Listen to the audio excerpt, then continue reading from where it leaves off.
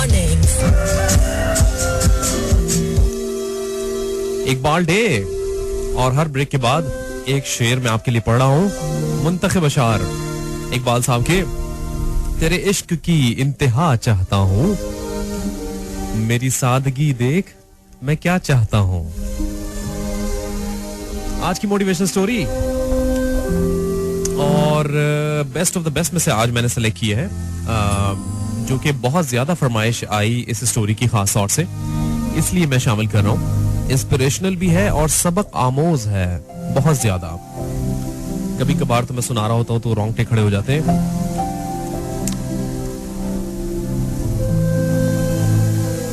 एक नौजवान और उसकी वालिदा,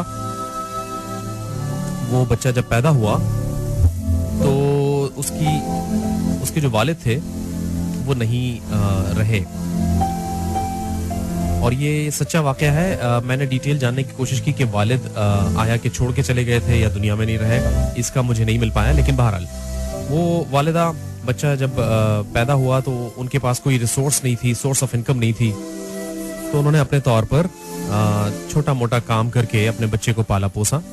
और उसके बाद उनकी ख्वाहिश थी कि मेरा बच्चा अच्छी तालीम हासिल करे, तो उन्होंने उसे अच्छे स्कूल में एडमिट करा दिया। अब वो बच्चा जब बाशऊर होने लगा, उसे ये समझ आने लगी कि हाँ जी, मेरे मामलात कैसे मुझे लेके चलने हैं। 5-7 साल के बाद, 8 साल के बाद बच्चे को ये समझ आना शुरू हो जाता है, हाँ भाई ठीक है, मैं ये भी कर सकता हूँ, खुद मैं ये भी कर सकता हूँ। तो जैसे जैसे वो क्लास में आगे बढ़ा, तो जब पेरेंटल मीटिंग होती थी, पेरेंट टीचर मीटिंग, तो उसकी वालिदा भी जाया करती थी। तो जब उसकी वालिदा वहां जाती तो उनके बच्चे को थोड़ा सा ताज्जुब होता, क्योंकि उसके साथी जो स्कूल के साथी थे वो उसे छेड़ते थे, तंग करते थे। अब वो स्कूल से वापस आया एक दिन, क्लास 6-7 की ये बात है। तो जब वापस आया तो उसने अपनी वालिदा से बड़ी नाराजगी का इजहार किया और बहुत बदतमीजी की, और उसने कहा कि भाई अम्मी आप जो है ना मेरे स्कूल नहीं आया करें। भाई क्यों?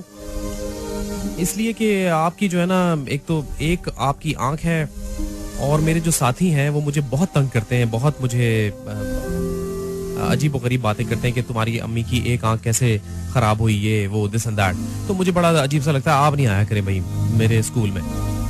तो वालिदा को दुख भी पहुंचा, लेकिन उन्होंने कहा चलो ठीक है भाई बेटा, कोई बात नहीं, अगर तुम्हें अच्छा नहीं लगता तो मैं तुम्हारे स्कूल नहीं आया करूंगी। करते करते वो बच्चा बड़ा हो गया। अब जब वो दोस्तों अहबाब जो भी उसके दोस्त वगैरह घर आते जाते, तो वो कोशिश करता है कि उसकी वालिदा की मुलाकात उसके दोस्तों से ना हो। और जब उसने फैसला किया कि यानी वो उकताने लग गया अपनी वालिदा से कि भाई मैं रोज इसी परेशानी में रहता हूँ कि कोई मेरा दोस्त ना आपको देखे और मुझे बड़ी परेशानी होती है। और उसने और ताज्जुब वाली बातें करना शुरू कर दी कि आपका जो चेहरा है वो थोड़ा ऐसा है कि मैं अपने दोस्तों के सामने आपको अच्छी तरह प्रेजेंट नहीं कर सकता, तो मुझे बड़ा अजीब सा लगता है और मैं कोफ्त में होता हूँ।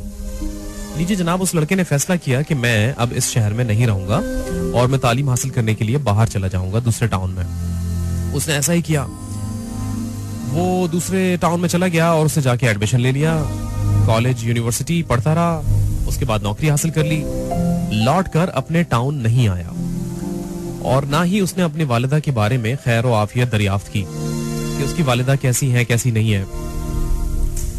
लीजिए जनाब, शादी भी कर ली, ना अपनी अम्मा को बताया ना कुछ, बच्चे भी हो गए।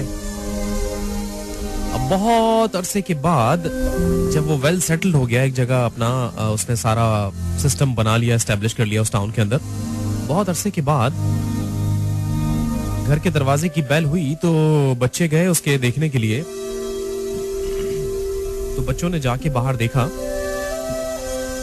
और अंदर दौड़ते हुए आए, उनका वालिद भी घर में था और वालिदा भी थी, बच्चों की अम्मा। तो बच्चों ने अब्बा को आके बताया कि बाबा, there is a woman outside, एक खातून बाहर खड़ी है विद वन आई।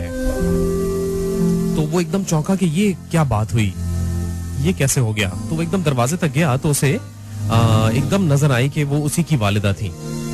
अब जनाब उसने देखा तो एकदम इससे पहले कि उसकी वालिदा उससे कुछ कहती, उसने उनको कहा कि जाएं जाएं जाएं जाएं, मैं नहीं जानता आपको, बस जाएं जाएं आप जाएं। इस तरह से उसने करके उनको कहा कि यहाँ कैसे पहुंच गई और मैं नहीं जानता आपको, बस जाएं आप, मैं कोई नहीं हूँ आपका, और ये वो इस तरह से कह के। तो उसकी बीवी ने पीछे से पूछा भाई किसको डांट रहे थे, क्या कर रहे थे? कुछ नहीं बताया उसने। उसकी वालिदा चली गई। कुछ अरसा और गुजरा, 1-1.5 साल का। तो उसके बाद उसके पास एक लेटर आया उस नौजवान के पास, और एलुमनाइज होते हैं ना जो पुराने स्कूल और कॉलेजेस के दोस्त सारे आपस में मिलते जुलते हैं, तो एक एलुमनाई मीटिंग थी जिसके लिए उसको इनविटेशन आया कि तमाम दोस्तों की तरफ से कि भाई हम सब एलुमनाइज जो हैं वो ओल्ड टाउन में मिल रहे हैं, तो तुम भी आ जाओ, हम जरा खूब मिलेंगे, बैठेंगे, गपशप लगाएंगे। तो उसने सोचा कि चलो इस बहाने सब लोगों से मुलाकात भी हो जाएगी और एक पीआर एक्टिविटी भी हो जाएगी। तो उसने अपने टाउन का रुख किया। अब वो गया और अपने पुराने स्कूल में, जो उसका होम टाउन का स्कूल था, वहां जाके उसने वो गैदरिंग वगैरह सब कर लिया। और गैदरिंग करने के बाद उसने सोचा कि चलो जरा अपनी गली का चक्कर भी लगा लूं इस बहाने, अब पता नहीं कब आना हो कब ना आना हो। तो वो गली में जैसे ही अपने दाखिल होता है अपनी स्ट्रीट पे, तो वो अपने घर को भी एक नजर देखता है और फिर आंखें चुरा लेता है कि कहीं मेरी वालिदा मुझे देख ना ले। तो जैसे ही आगे बढ़ने लगता है तो एक और खातून जो उसकी पड़ोसन होती हैं, आंटी, वो उसे मुखातिब करती हैं और बुलाती हैं, अरे तुम इतने अरसे के बाद, और ये और वो, बेटा तुम्हारी एक अमानत मेरे पास रखी है।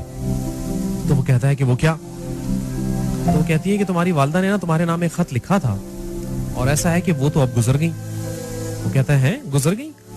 तो वो कहती है हाँ जी, वो तो अब गुजर गई, वो तो अब नहीं रही इस दुनिया में, और अभी कुछ अर्सा पहले ही उनका इंतकाल हो गया, लेकिन वो तुम्हारे लिए एक लेटर छोड़ गई थी। अच्छा भाई, वो लेटर ले लेता है। लेटर लेने के बाद वो अपने घर चला जाता है और अलग बैठकर सोचता है कि चलो लेटर पढ़ ही लेता हूँ, अम्मा तो चली गई, गुजर गई, तो मैं लेटर पढ़ लेता हूँ। लेटर जब वो खोलता है, जरा गौर से सुनिएगा, ये रियल वाकया था और उसके बाद ये बहुत पेनिट्रेट भी हुआ। अब तो शायद बहुत से लोगों ने ये पढ़ भी लिया होगा वाकया, लेकिन ये बहुत पेनिट्रेट हुआ। तो लेटर में लिखा था कि भाई मेरे प्यारे बेटे, जब तुम छोटे थे, हाथ पैर मारते थे, कुछ खा पी खुद नहीं सकते थे, तो मैं तुम्हें बहुत प्यार से खिलाती थी, तुम्हारे गालों को बोसा देती थी, तुम्हें नींद नहीं आती थी तो मैं भी जागती रहती थी, और जब तक तुम सो नहीं जाते थे, जब तक मैं तुम्हारा चेहरा इत्मीनान में देख नहीं लेती थी, तब तक मैं नहीं सोती थी। जब तुम बड़े हुए, मेरी ख्वाहिश हुई कि भाई मैं तुम्हें अच्छे स्कूल में डालूं, तो मैंने स्कूल में डाल दिया, तुम पढ़ते रहे। अब मैं तुम्हें थोड़ा उससे पहले की बात बताना चाहती हूँ। जब तुम बड़े हो गए, उन्होंने 2-4 बातें और लिखी, और फिर उन्होंने साथ में ये भी लिखा कि जब मैं बहुत तकलीफ में आ गई, जब तुम चले गए, मुझसे दूर हो गए और काफी अरसा तुम मुझसे मिलने नहीं आए, तो मैं बहुत तकलीफ में आ गई थी और मेरी तबीयत नासाज थी, तो मैं चाहती थी तुमसे एक मर्तबा जाकर जरूर मिल लूं। मुझे मालूम हुआ था तुम्हारी शादी हो गई है, तो मैं तुम्हारे बच्चों को देखना चाहती थी, मैं तुम्हारी बीवी से मिलना चाहती थी, लेकिन जब मैं पहुंची और तुम्हें अजीब लगा, ताज्जुब हुआ, तो मुझे दुख और ज्यादा बढ़ गया, और उसी दुख की वजह से मुझे लगता है कि अब मैं ज्यादा दिन नहीं रह पाऊंगी। तो मेरे बेटे, अपना ख्याल रखना।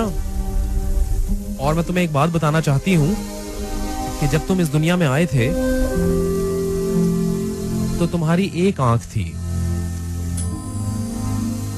और जब मैंने देखा तो चूंकि तुम्हारे वालिद नहीं थे, तो मुझे बड़ा दुख हुआ कि ये मेरा बेटे की एक आंख, और मेरा बेटा जब बड़ा होगा तो एक आंख से कैसे दुनिया की रंगीनियों को देखेगा, लोग उसे क्या कहेंगे, और बेटा है तो सब इसको नौकरी के लिए भी मुश्किल होगी, इसको पढ़ाई के लिए भी मुश्किल होगी। तो मैंने डॉक्टर से कहा कि मेरी एक आंख मेरे बच्चे को डोनेट कर दें, और उसके बाद उस आदमी का बस नहीं चल रहा था कि वो अपने आप को कहीं गर्क कर दे, खत्म कर दे अपने आप को। वालिदैन बहुत सी कुर्बानियां देते हैं, मैं ये सिर्फ आपको मोटिवेशन देने के लिए और साथ ही ये ख्याल करने के लिए सुनाता हूँ। ये स्टोरी तकरीबन कोई 4थी मर्तबा शायद मैं सुना रहा हूँ, बहुत अरसे के गैप से, लेकिन ये इसलिए सुनाता हूँ कि एहतराम करें। आप नहीं समझ सकते वो उन कुर्बानियों को जो आपकी वालिदा ने, आपके वालिद ने आपके लिए दी। अगर हयात हैं तो उनकी एहतराम करें, उनकी रिस्पेक्ट करें, उनसे प्यार करें, और अगर हयात नहीं है तो उनके लिए दुआ कीजिए। और बहुत से लोग रो पड़ते हैं इस स्टोरी को सुनने के बाद, मैं भी कई बार रोंगटे खड़े हो जाते हैं, अजीब व गरीब कैफियत हो जाती है।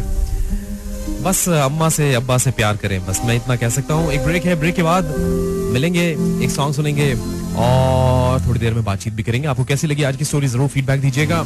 Stay tuned.